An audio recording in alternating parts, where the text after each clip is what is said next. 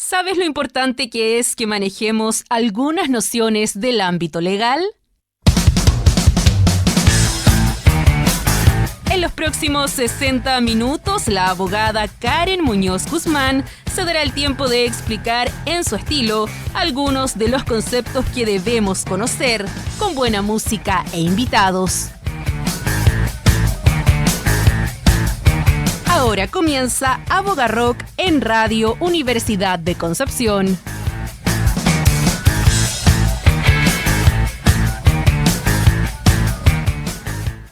Buenas tardes, ¿cómo están? Bienvenidos. 29 de julio.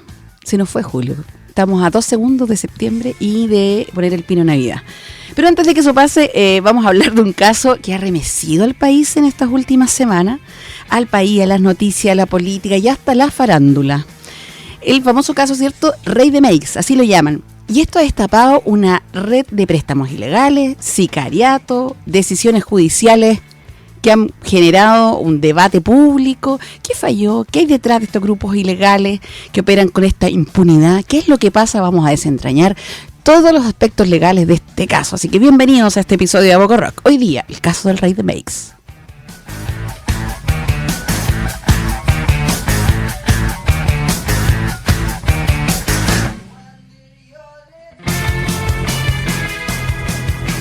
Y para hablar de esto nos acompaña un invitado de la casa, panelista, co-conductor, diría yo, muchas veces, abogado, docente, Andrés Cruz. Bienvenido a Abogarrock nuevamente. Muchas gracias por la invitación, un gusto estar con ustedes y en este tremendo programa, así que a su disposición para poder generar algunos insumos para el diálogo. Claro, y este caso que tiene nombre como de, no sé si como de libro policial o de programa de Carlos Pinto.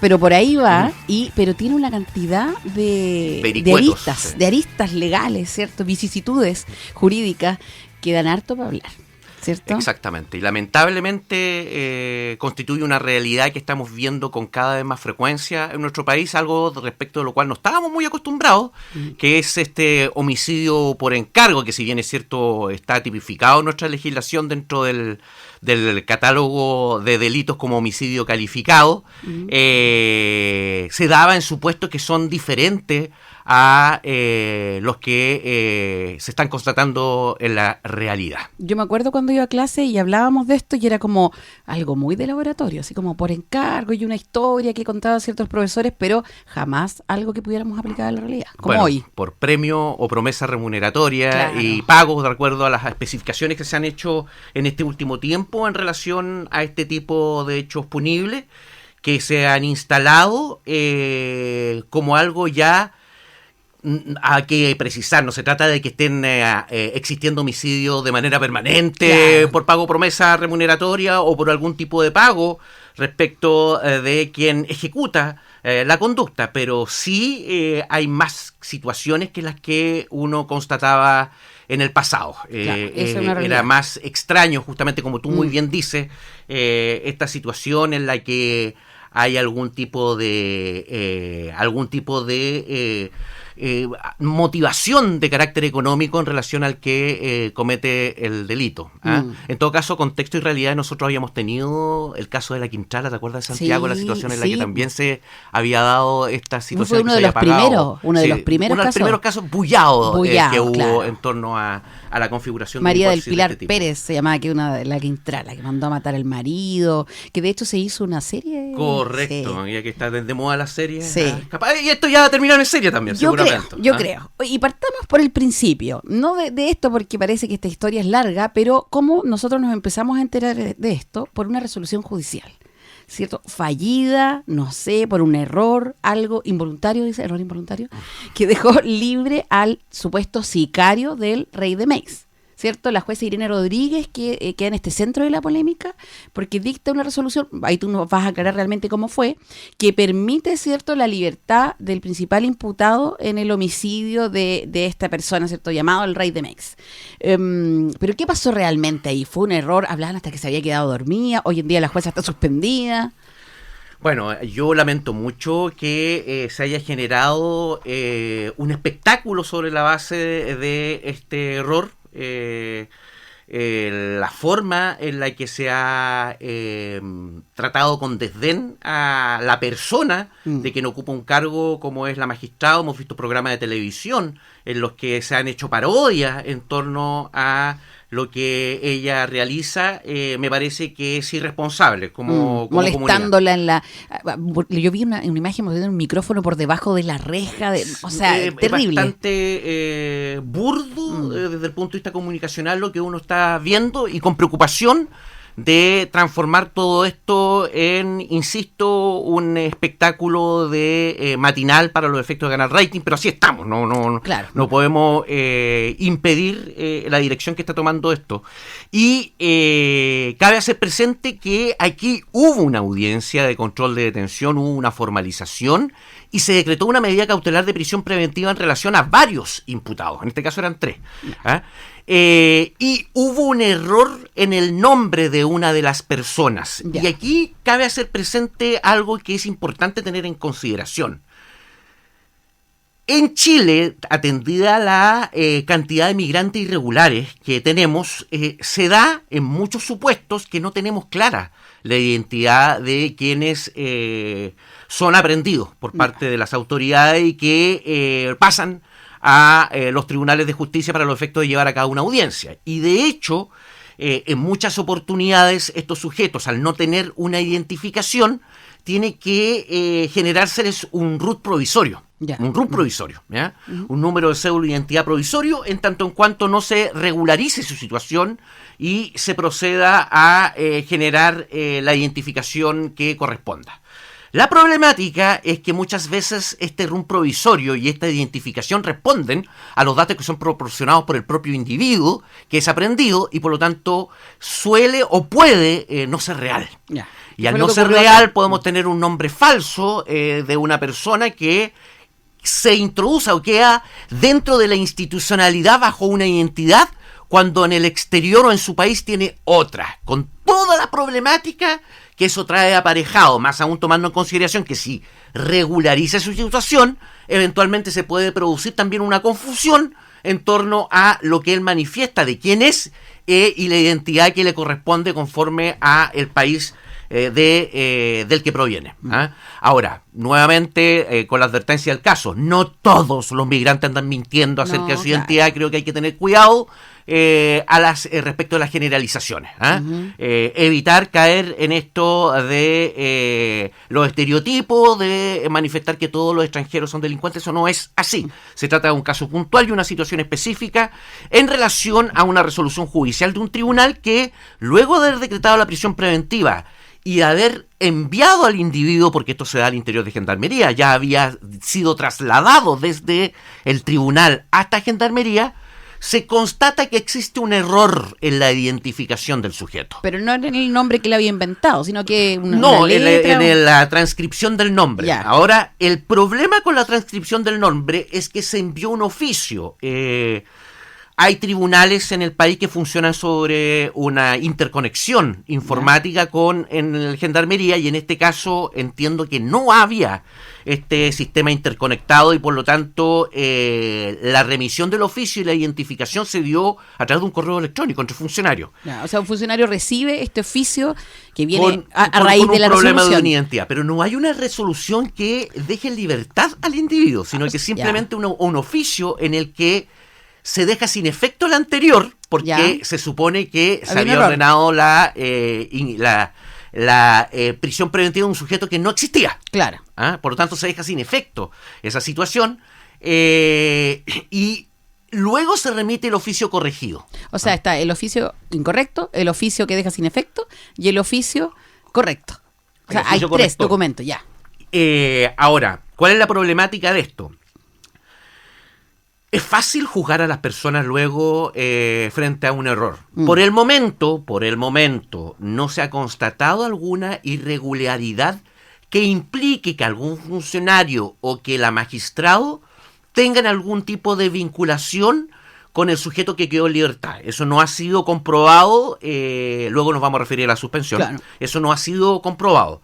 Eso del atuto tampoco ha tenido ninguna incidencia, podrá servir para que nos riamos un rato, pero no significa que los jueces del país todos estén quedando dormidos o sean desprolijos, no tiene nada que ver. Sí, no sé. En general los tribunales de justicia cumplen con la función que se les ha encomendado y pese a los recursos de los que se disponen y la gran cantidad de trabajo que les es asignada, porque existe una presión sumamente fuerte ante los tribunales de justicia, en particular los juzgados de garantía, para los efectos de llevar a cabo la labor que les corresponde realizar, al igual que el Ministerio Público, son dos instituciones distintas, y sin perjuicio de ello logran sacarla adelante. En el caso en concreto, creo que se manifestó uno de los grandes problemas que tenemos nosotros en toda institucionalidad, porque la nuestra no está ajena a lo que ocurre en otros lugares. No, pues, no es mal de mucho, no es consuelo de tonto, yo sé que es así, porque aquí lo que constatamos es las consecuencias de una burocratización excesiva, es decir, de una mecanización del trabajo realizada por parte de seres humanos, que ante finalmente este exceso de trabajo, que tampoco es excusa, pero hay que tomarlo en consideración para saber cómo lo abordamos, para que no vuelva a ocurrir una situación de estas características en adelante, se produce este error porque no se sabe muy bien por qué se remiten los oficios. Se remiten simplemente como algo mecánico, pero no se tiene en consideración el impacto que se puede ocasionar como consecuencia de un error de estas características y el impacto que tiene en Gendarmería. Efectivamente, Gendarmería es un órgano que no delibera, que simplemente cumple con las funciones o las instrucciones que se le dan por parte de los tribunales de justicia, y también algo que ocurre mucho en la práctica, que es que muchos jueces, atendida la cantidad de trabajo a la que están sometidos, confían en el trabajo de sus funcionarios para proceder a firmar lo que se le exhibe y remitir los antecedentes de rigor a quien corresponda, y en este caso específico era para subsanar un error en el nombre. Ahora, muchos dirán, bueno, pero en Gendarmería se recibió una instrucción, un oficio, y conforme a la información de la que se tiene, la libertad del individuo correspondía a un sujeto que no correspondía al oficio respectivo, porque el nombre estaba mal establecido. En ese contexto también tendrá que determinarse cuáles son las responsabilidades que existen en Gendarmería, y por ello se está desarrollando una investigación de carácter administrativo y de carácter penal para determinar si existe esta vinculación o algún otro hecho punible que pudiese darse como consecuencia del resultado de la investigación de carácter penal. Paralelamente está la investigación administrativa, en la que como medida precautoria o cautelar se determinó la suspensión del ejercicio de sus funciones en tanto se desarrolla esta investigación por parte o respecto de la jueza, que no habría efectuado el control adecuado acerca de lo que se le estaba entregando para la firma, y el funcionario que habría elaborado el documento sin realizar de manera prolija las advertencias al destinatario del mismo para evitar de que ocurriera lo que pasó, tomando además en consideración la gravedad del delito del que estamos hablando. Y que se hizo público y con esto resonó en todos lados. Bueno, pero... y tomando en cuenta también un factor que es importante, no se dieron cuenta de inmediato. Tuvo que pasar un tiempo para que incluso días, no estoy seguro, pero no fue un tiempo inmediato en el que se pudo constatar la naturaleza del error. Y es algo que obviamente nos empuja a que tengamos que modernizar o preocuparnos de modernizar nuestro sistema judicial. Aquí no estoy hablando de leyes nuevas, no tiene mucho que ver con leyes. Esto es simplemente un trabajo de administración. Refundar todo. Claro, no se trata de refundar acá. No se trata de refundar nada, pero sí se trata de modernizar. Y en el de optimizar. aspecto de modernización están los recursos, están las leyes, están las personas que pueden capacitar a otras para implementar canales y flujos de comunicación que sean mucho más efectivos y que no puedan ser intervenidos, que es sumamente importante además. Yo creo que es súper interesante lo que tú dices y importante el aterrizarlo, porque yo, mientras tú contabas, cuando yo leía esto, me imaginaba el contexto de la situación, que yo creo que la gente de repente no lo hace. Es como, no, un error del Poder Judicial. todo mal. No, o sea, en el fondo es como aquí, de hecho creo que era tarde en ese día cuando pasó todo esto, era como en la tarde. Claro, una problemática y además que los correos fueron enviados con desfase considerable de horas y por lo tanto estamos hablando después de las 8 de la tarde. Entonces, estamos hablando de funcionarios que están cansados. Claro, que a lo mejor están trabajando en su casa a través fuera de la jornada remoto, de trabajo. En remoto. Las exigencias. Mire, estamos hablando de personas que que tienen jornadas extensas de trabajo frente a una gran cantidad de audiencias que tienen que resolver en el día a día. Y en una de ellas cometieron un error. Ahora, esto no es excusa, insistimos, no es excusa, pero es entender a quién estamos juzgando y para poder intervenir de manera efectiva a través de decisiones de políticas públicas que puedan evitar de que esto ocurra en el futuro. Es poner en contexto la situación. Correcto. Por eso te digo, es solamente alguien que de repente dijo, hoy voy a tomar 11 y después voy a mandar el correo. Es que puede haber sido una cuestión súper sencilla. Súper sencilla. Oye, voy a tomar 11 y después voy a mandar el correo y no me fijé. Y en eso, algo tan simple y tan sin intención, probablemente no lo sabemos, pero puede haber sido así. Y bueno, lo otro que quería decir que la jueza está suspendida hoy, pero como dices tú, no es un castigo, porque también muchas veces los titulares, jueza suspendida, jueza del caso de Maine, suspendida. Sí, qué bueno lo que tú... Sí, porque eso también... Sí, súper importante lo que tú dices. Esto es una medida cautelar, es simplemente una medida de aquellas que se pueden adoptar en el curso de una investigación administrativa para facilitar la función que le corresponde al funcionario investigador, para evitar de que exista algún tipo de cuestionamiento el día de mañana de la imposibilidad de haber obtenido la evidencia para poder desarrollar la investigación, y por lo tanto esto no dice determina inmediatamente que hay una responsabilidad. Eso es importante dejarlo asentado, porque estamos bien acostumbrados a juzgar a las personas simplemente por las medidas cautelares. O sea, por la prisión preventiva. La gente cree que es un adelanto de condena. Claro, un y spoiler. No necesariamente es así. Está bueno, no está bueno el spoiler de condena. Me entiendas. Claro, pero no es así. No es así. No, claramente. No es Ya, así. qué bueno que aclaramos estos puntos, ¿cierto? Del primer aspecto que era esta resolución. Vamos a seguir hablando de este caso. Y hay otro tema que lo vamos a relacionar al tiro con esta canción que vamos a escuchar, que también es parte de este asunto, de esta historia, que tiene que ver con los prestamistas ilegales, deudas impagas, todo un sistema que ahoga a la gente, que de repente yo escuchaba dentro de todas las historias que no pude pedirle préstamos a alguien, así que yo voy al prestamista ilegal. Así que vamos a escuchar a Los Bunkers con Deudas, aquí en Aboga Rock. Hola, ¿te está gustando este capítulo? Bueno, no olvides suscribirte y hazle clic a la campanita para que te avise cuando hay uno nuevo. Nos vemos. Escuchábamos a Los Bunkers con Deudas. Muy ad hoc el tema. Y a propósito de deudas, no me quiero endeudar con la producción de este programa, así que al tiro voy a pasar los avisos que corresponden. Si usted se ha perdido los otros capítulos, está lejos, está por ahí escuchando y no escucha bien y quiere volver o quiere ponerle más atención a lo que está diciendo Andrés, no se preocupe, porque después lo puede encontrar en Spotify, busque Aboga Rock, o en YouTube. ¿Sabías, Andrés? Estamos saliendo en YouTube, saluda a la cámara.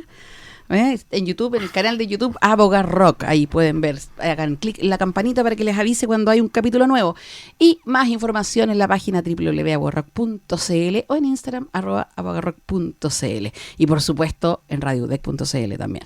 Ya, después de estos avisos, las deudas, ¿quién no ha tenido deudas?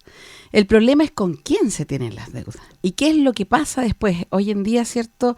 Nos vemos dentro de esta historia, dentro de este caso, sale a la luz que han descubierto este sistema de préstamos ilegales, cobros extorsivos, amenazas de muerte y probablemente motivación, no lo sabemos porque aquí hay una investigación, pero probablemente hasta motivación del homicidio del rey de Meix. ¿Qué pasa con eso? ¿Que eso es nuevo? ¿Es tan nuevo en nuestro país?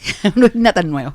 La verdad es que la existencia de los prestamistas es algo... Ahora, hay que distinguir tal vez entre los préstamos que se realizan desde el punto de vista formal y legal por el sistema financiero y bancario nacional, y aquel que se realiza de manera paralela en un mercado que no está regulado.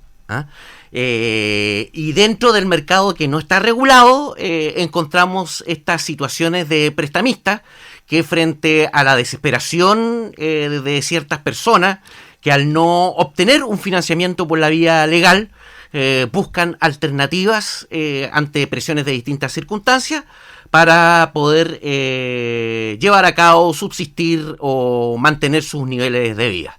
Lamentablemente, aquí no me quiero colocar con las típicas palabras manosear, neoliberalismo y todas esas cosas, pero si vivimos en un modelo o en un sistema que premia el consumo. Claro. Y la apariencia, muchas personas, lamentablemente, que son intolerantes a la frustración, sobreendeudan. Se terminan sobreendeudando en el mercado crediticio, y ante este sobreendeudamiento, con posterioridad van a otras alternativas, buscan otras alternativas. Dentro de estos prestamistas que siempre han existido en nuestra realidad, y por lo tanto, y es por ello que nuestro legislador contempla el delito de usura. Si no existiese, no existiría la necesidad de contemplar este delito que debemos recordar nuestro código del siglo XIX. Por lo tanto, hace rato ya que está instalado dentro de nuestro contexto de la realidad. Se han ido poniendo más malos, parece.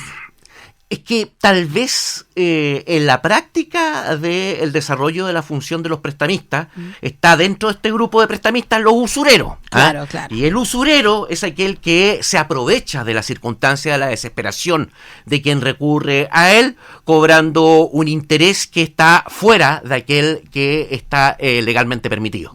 Nosotros sabemos que hay una regulación que existe respecto al mercado financiero. Si se cumple o no, eso es tarea de otras entidades. Claro. Si hay formas de eludir por parte de estas entidades financieras y bancarias infringir el interés máximo convencional, que es aquel que tiene que cumplirse para evitar caer en esto, es otra cuestión, otra circunstancia. Pero aquí nos encontramos con sujetos, además, que frente al incumplimiento de algún individuo frente a este préstamo, utilizan mecanismos que también no son los convencionales o aquellos autorizados legalmente. Claro. O sea, no va a demandarlo usted en un juicio ejecutivo. Claro. Ni va a llamar así, ni va a contratar un call center. No va a llamar a un call center ni una persona que lo va a estar presionando 50 veces al día para que pague, sino que va a utilizar otro tipo de estrategias que se han ido haciendo más brutales a través de o a medida que transcurre el tiempo. Desde presiones que llegan a constituir una extorsión, es decir, que ya frente al no pago hay amenaza a la integridad corporal o incluso a la vida de la persona que requirió el préstamo, o inclusive amenazas respecto de la vida de personas cercanas o la integridad física de personas cercanas, que pueden dar pie inclusive a vincularlo con otro hecho punible, que es el secuestro. Es decir, si tú no pagas el préstamo, bueno, empezamos con los secuestros tuyos o de otras personas, y que pueden dar lugar también a situaciones bastante macabras si uno se involucra con personas de este calibre. Cabe consignar también que quizás como una circunstancia curiosa, es de los pocos delitos, si no el único, que tiene señalada una pena de extrañamiento. Es decir, si se trata del extranjero que comete un hecho punible de este carácter, dentro de las penas está la expulsión del país, lo que es bastante extraño. Yo me acuerdo de esa pena igual cuando lo estudié, pero ¿qué es lo que no me lo podía imaginar? En este caso podría ser lo expulsado. Lo expulsamos del país. Entonces, bueno, es un tema que hay que... es un delito que quizás hay que desempolvarlo. Y actualizarlo, tal vez. Es que se han hecho modificaciones a esta norma. Por ejemplo, respecto a la incorporación de un inciso segundo en el que la acción de suministrar valores, cualquiera que sea, en un interés que exceda al máximo que permita la ley estipular, se realice simulando de cualquier forma que se está realizando con un interés permitido por la ley. Es decir, cuando se simula que en realidad yo te estoy prestando plata bajo el prisma del marco legal, cuando es mentira. Yo te estoy engañando, en realidad te estoy cobrando más de lo que la ley permite. Y en ese contexto creo que es una actualización adecuada, no suficiente. Tienen que haber más criterios que puedan ser adoptados, y es un hecho punible que, insisto, puede ir en concurso con otras figuras penales, como son la extorsión o el delito de secuestro, amenaza, eventualmente amenaza, y lesiones. ojalá que no, Claro. pero puede ser homicidio. Sí. Y en este caso perfectamente podríamos estar en una situación en la que pudiésemos dilucidar distintos hechos punibles que están siendo pesquisados. Ahora entiendo que la víctima era quien efectuaba los préstamos de dinero. Entonces, ahí al revés, aquí en el caso pero de en esa situación es que también se puede dar, mira, también se puede dar por el otro lado el desesperado por no poder cumplir con la deuda que tiene respecto de una persona. Hablaban de deuda de 1.000 millones de pesos. Sí, eran cantidades que para uno son inimaginables. Claro. Pero para personas que se desenvuelven en determinados lugares y con determinados estilos de vida, tal vez sean menos raros de lo que uno pueda representarse. Claro. Y además que es impresionante la cantidad de recursos que movía este individuo como para poder prestar estas cantidades de dinero. Eso decía yo, o sea, si puedo prestar 1.000 millones, ¿cuánta plata tengo yo? Correcto, y hay que determinar también la proveniencia, de dónde proviene ese dinero. O sea, eso no justifica en ningún caso que lo hayan matado, pero, pero por eso es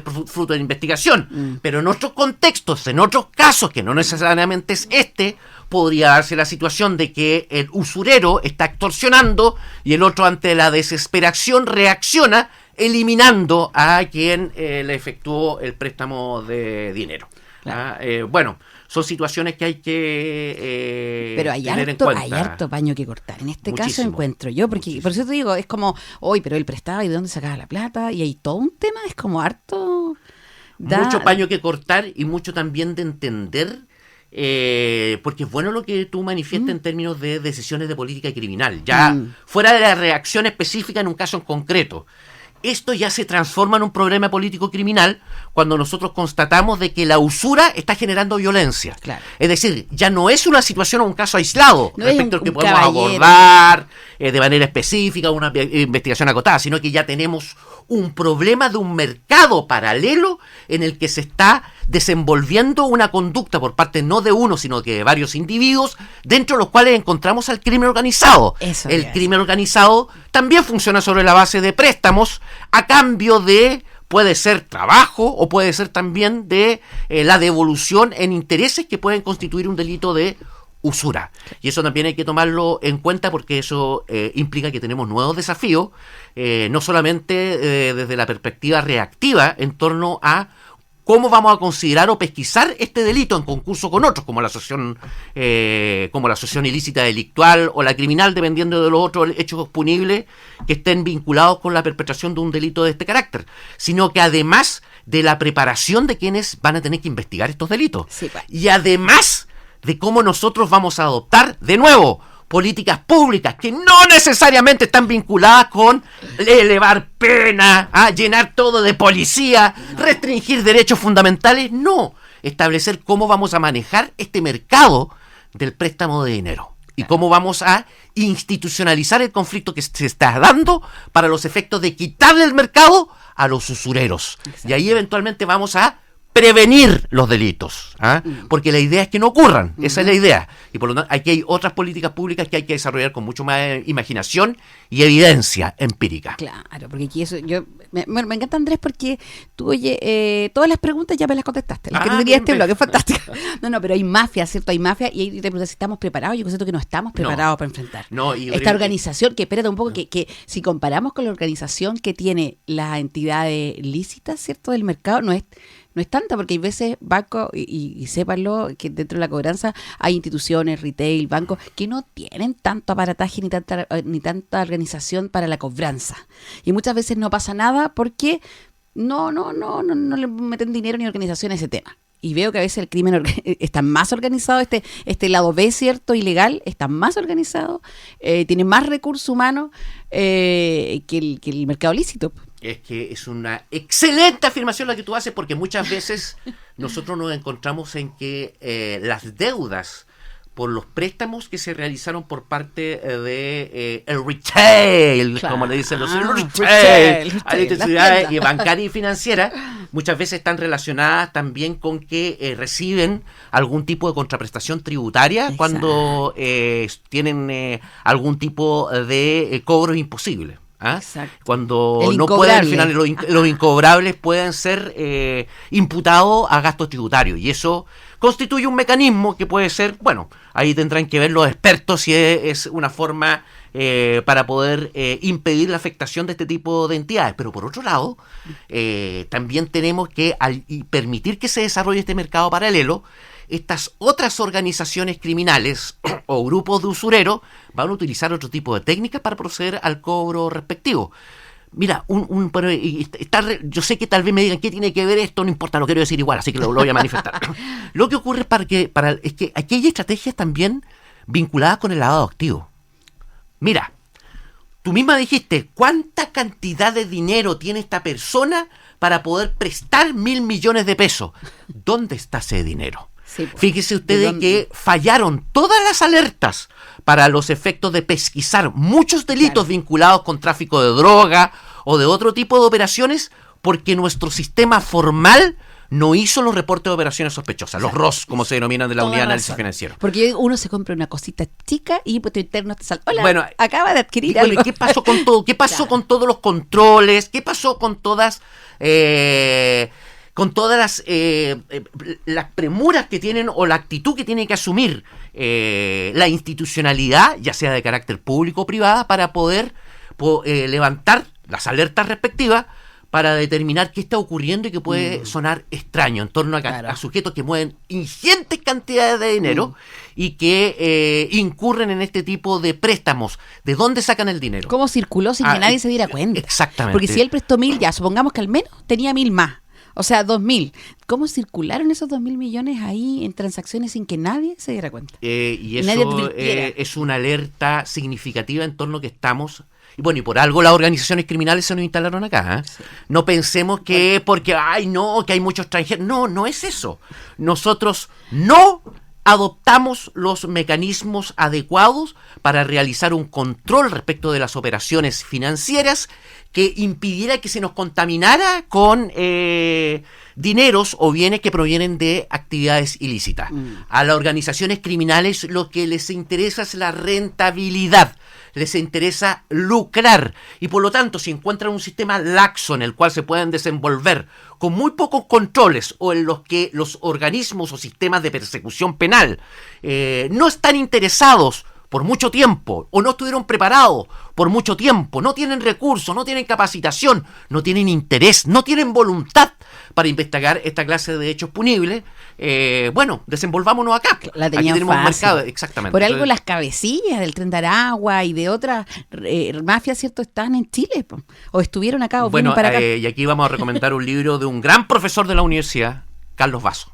Que escribió un libro sobre justamente el pedacito de cielo, que era como se denominaba a nuestras tierras, porque obviamente acá no era complejo cometer hechos punibles. Mira, cuando yo fui fiscal, recuerdo que no era fácil desarrollar investigaciones de largo plazo. No. Nosotros aquí desarrollamos, de hecho, las primeras investigaciones que fueron a juicio oral, por lavado de activos. Más que por el tráfico de droga o delito funcionario, era por lavado de activos. Porque uno sabía que el golpear la pirámide desde la cúspide lograba al menos desarticular a la agrupación criminal. Si uno sabe que con la función netamente reactiva o represiva, uno no va a solucionar el conflicto. No. Es uno de los tantos aspectos que hay que abordar para poder impedir que se puedan desarrollar con tanta facilidad. Pero sin perjuicio de ello, la exigencia era del corto plazo, sentencias fáciles, el robo con violencia, el robo con intimidación, el hurto, el robo con fuerza flagrante en lugar no habitado, en la que uno obtenía un juicio oral corto, rápido, con una estadística que era beneficiosa. En cambio, quienes investigaban delitos de más largo aliento, que pretendían de alguna forma intentar afectar el mercado criminal, no eran bien apoyados en algún momento determinado. Pero eso es tan largo, mira, ¿y cuántos funcionarios requiere? Y eso también es una realidad que aún se vive, porque ese contexto ha cambiado, y existe un nivel, obviamente, y vaya que no, atendido el contexto y realidad que estamos viviendo, por investigar esta clase de hechos punibles, levantando el velo de el origen de estos recursos. Pero tenemos pocos funcionarios policiales que están realmente capacitados para llevar a cabo esta clase de investigaciones, y además tenemos que tener en consideración que estos mismos funcionarios policiales tienen que desarrollar otro tipo de funciones además de No es lo investigar único, y claro. otro tipo de investigaciones que no tienen el cariz o la complejidad de aquellos que están involucrados con el crimen organizado. Y tenemos fiscales que además de la labor que tienen que cumplir para investigar delitos de alta complejidad, tienen que también desarrollar otro tipo de funciones con delitos de alta complejidad que generalmente son muy demandantes porque son muchas audiencias, investigaciones extensas, que demandan mucho tiempo, requieren una estudio. sobrecarga y una sobrecarga. Entonces, y volvemos tal vez al inicio. Sí. Si a una persona se le pasa el nombre, un error de nombre y existe una mecanización, una actitud mecánica frente a la forma en la que estoy obrando, en la que me burocratizo de manera excesiva, es porque, tal vez producto de la investigación tenga que llevarse algún tipo de sanción, tal vez, no lo sabemos, ¿ya? Uh-huh. Pero dándole de palos a ese funcionario y a esa jueza, no vamos a solucionar el problema. No, si no es Tiene que no haya haber un problema, es que hay que poner el foco donde corresponde. Exactamente. Y los palos tienen que ir donde tienen que ir. Exactamente, no nos quedemos No en el del síntoma, síntoma. vámonos a justamente el origen de la enfermedad. Oye, pero si pensamos igual, qué buen invitado, qué buen invitado. Oye, vamos a seguir hablando de esto que está muy entretenido, pero vamos a ir a escuchar más música aquí en A Boca Rock. Este es un clásico con elegancia, pero a la vez letal. Letal como estas operaciones encubiertas que hemos estado hablando, como esta mafia, ¿cierto? Los prestamistas ilegales que se disfrazan muchas veces de legalidad, como decías tú, de empresarios, de gente que es correcta, pero terminan usando la violencia para cobrar. Y ahí está mal. Entonces, una ironía musical, pero con mucha verdad detrás. Nos quedamos con Queen, y esto es Killer Queen, aquí en A Boca Rock. Escuchábamos a Queen mientras hablábamos con Andrés Cruz sobre estos temas tan complejos que pasan, que a raíz de este caso, ¿cierto? Tanto paño que cortar, decíamos. Otro tema, el sicariato en Chile, que es otro asunto que, como tú decías, lo vimos con la Quintrala y que se tomó los matinales y las noticias, porque era algo extraño. Aquí también revive este debate sobre el sicariato en Chile, que es un fenómeno que históricamente parecía lejano para nosotros, como hablábamos esto también, ¿cierto?, de las extorsiones, de los secuestros, de los prestamistas, pero en los últimos años ha tomado protagonismo y en crímenes vinculados al narcotráfico, bandas extranjeras, ajustes de cuenta.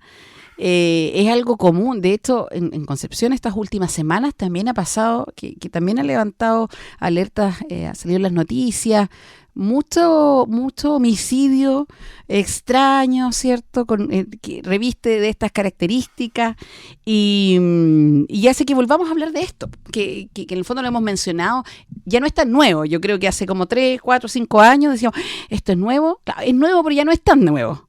Pero es un fenómeno, ¿cierto? Que la misma pregunta que hacíamos, ¿estamos preparados? ¿Sabemos cómo enfrentar esto? Bueno, estamos dentro de una figura penal, artículo 391 del Código Penal, número 1, que tiene una pena de presidio mayor en su grado máximo a presidio perpetuo. Eso es. Que es circunstancia calificante, que es circunstancia segunda, por premio o promesa remuneratoria o por beneficio económico de otra naturaleza en provecho propio o de un tercero. Uh-huh.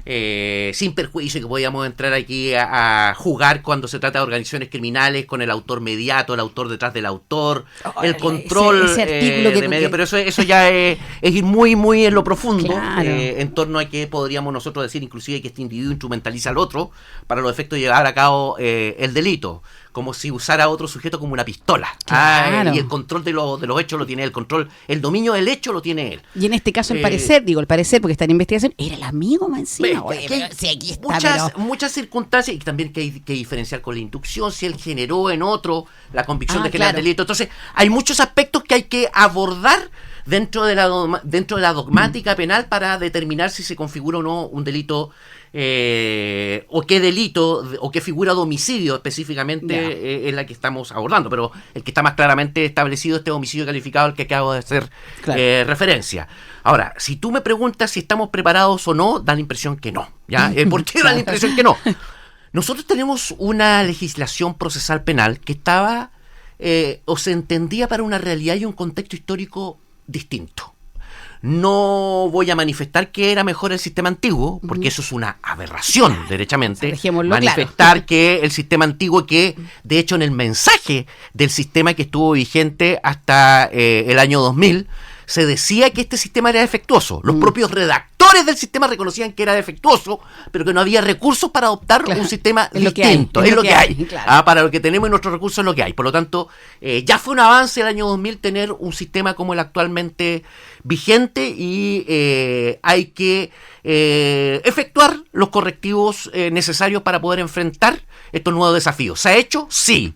De hecho, se introdujo el párrafo 3 bis dentro de lo que es las diligencias intrusivas de carácter investigativo que puede desarrollar el Ministerio Público contra el crimen organizado, más la actualización de cuerpos normativos como la ley de droga, la ley de control de armas, la ley y la dictación, curiosamente, en este gobierno, de una nueva ley antiterrorista, que tiene herramientas también de investigación que tienden a ser mucho más eficaces que la que nos entregaba la vetusta e inútil 18.314, que es la ley antiterrorista de la dictadura. Y lo puedo decir a los auditores y auditoras porque yo utilicé la ley antiterrorista y es muy, muy mala. Era muy mala, no servía para nada.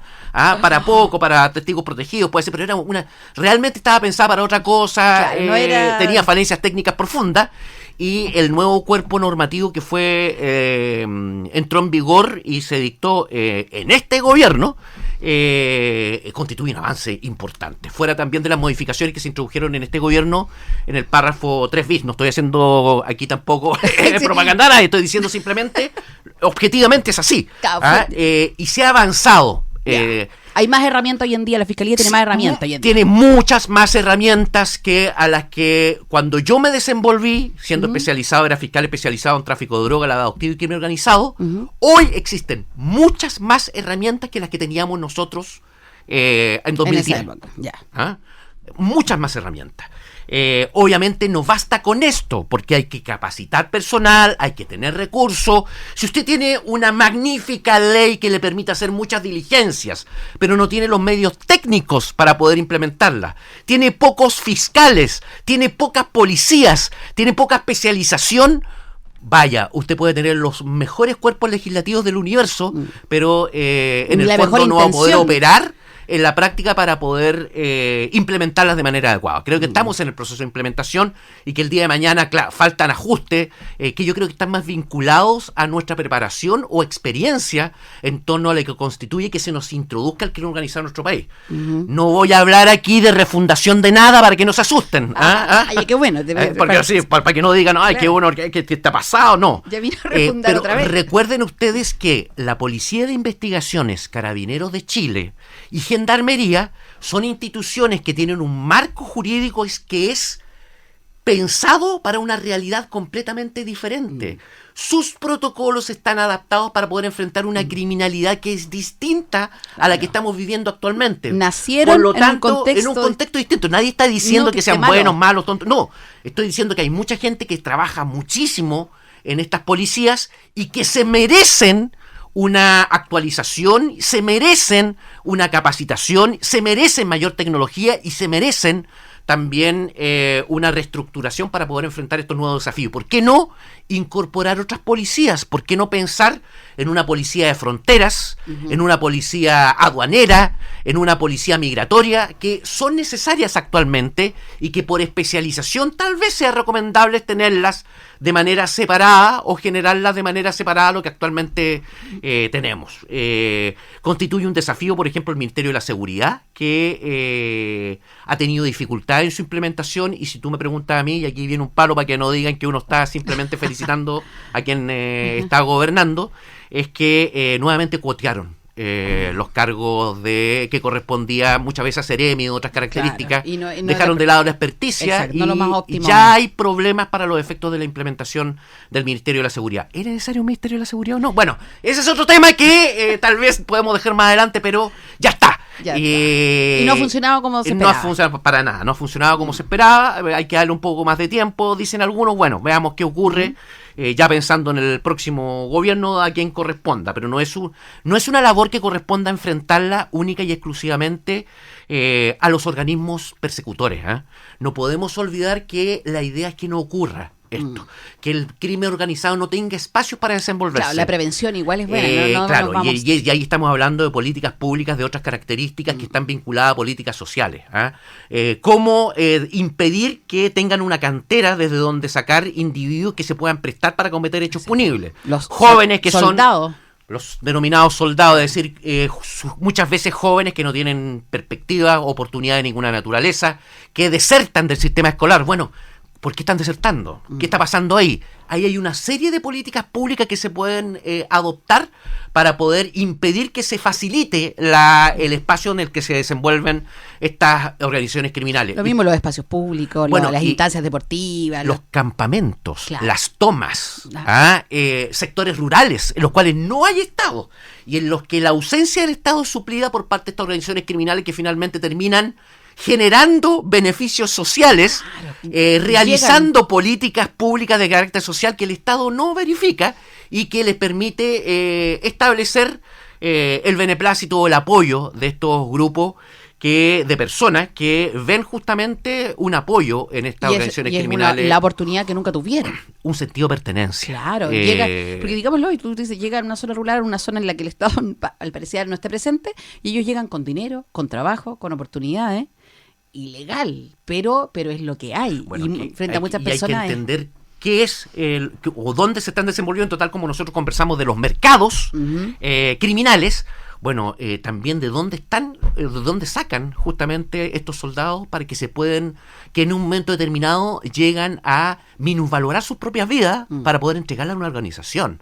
Y esto también está vinculado con aspectos culturales. Claro. Es decir, si a mí me valoran, no por lo que soy, sino que por lo que tengo, si a mí me valoran, no por tener capacidades para colaborar, sino por ser un buen competidor, si a mí me valoran, no por mi sentido de comunidad, sino que por el individualismo y por lo que yo poseo, obviamente estamos empujando a muchas personas que traten de seguir un camino rápido y fácil y teniendo perspectivas desde donde pueden satisfacer estas necesidades que la propia sociedad les empuje y les exige a cumplir para ser valorados. Porque al final es como no eres persona si no tienes, si no eres tal cosa, si no llegas hasta cierto punto. Estatus económico, exactamente. Entonces, por lo tanto, frente a eso, tú dices, claro, no valoran su vida y por eso se exponen también. En prefiero tener una vida corta, pero con mis necesidades. Pero subir a TikTok justamente, sintiéndome algún tipo de referente respecto de otros que me miran a mí como algún tipo de líder respecto de quien tienen que seguir el camino para poder ser de alguna manera recompensados socialmente a través de la valoración del resto. Me gusta que terminemos así el programa porque este tipo de noticias que vemos tienen profundidad. Uno no se puede quedar en el titular ni menos estas cosas que se ponen farándula, ¿cierto? No quedarse en eso, sino que mirar un poquito más allá y llegar a este punto, que son los problemas reales de lo que estamos viendo. Sí, y uno lamenta mucho y duele el que muchas veces las autoridades, simplemente por tratar de satisfacer la presión de los gritos de la sociedad o por tener un like en las redes sociales, adoptan medidas que todos sabemos que no van a tener ningún efecto. Salvo de manera inmediata un aplauso para luego seguir todo del mismo modo. Exactamente. Sí, alguien dijo una vez, no me acuerdo qué, leyes de matinal, políticas de matinal. Sí, exactamente. Bueno. Pero muy buen programa analizando, ¿cierto?, todos estos temas, pero no ha terminado porque le toca al invitado la misión final, que es presentar la canción. ¿Y por qué? Porque tiene contexto esto. Exactamente, porque no quiero hablar de resentimiento ni de rabia, pero sí de expectativas que se han visto defraudadas ante muchas cosas que debieron haberse realizado antes, cuando nosotros comenzamos a constatar de que se estaban introduciendo este tipo de organizaciones en nuestro espacio. Pero la verdad es que como nos creíamos un oasis, por un lado, y pensábamos que éramos como país sudamericano, estábamos sobre los otros países que de nuestro entorno. Los ingleses de Latinoamérica. Se utilizaba. O por otro lado, por la ingenuidad y el romanticismo, la vanidad y la arrogancia de determinados grupos políticos, que todo lo que era seguridad simplemente lo aborrecieron porque detestaban la palabra de este carácter, confundían la libertad con la seguridad, y por ello se preocupaban de adoptar medidas que finalmente impedían realizar controles efectivos para impedir que esto proliferara como se está dando ahora. Nos dejamos estar. Y por lo tanto, Molotov en Radio Universidad de Concepción, Give Me the Power. Y nos quedamos con esa tremenda canción. Yo, por mi parte, me despido y me quedo con eso. Ojo, hay que tener cuidado con estos temas y con lo que dijiste tú. Cuando el Estado no llega, la violencia ocupa su lugar. Así es. Nosotros nos volvemos a escuchar el próximo martes a las 19 horas en Radio UDEC y ahora nos quedamos con Molotov. Chao.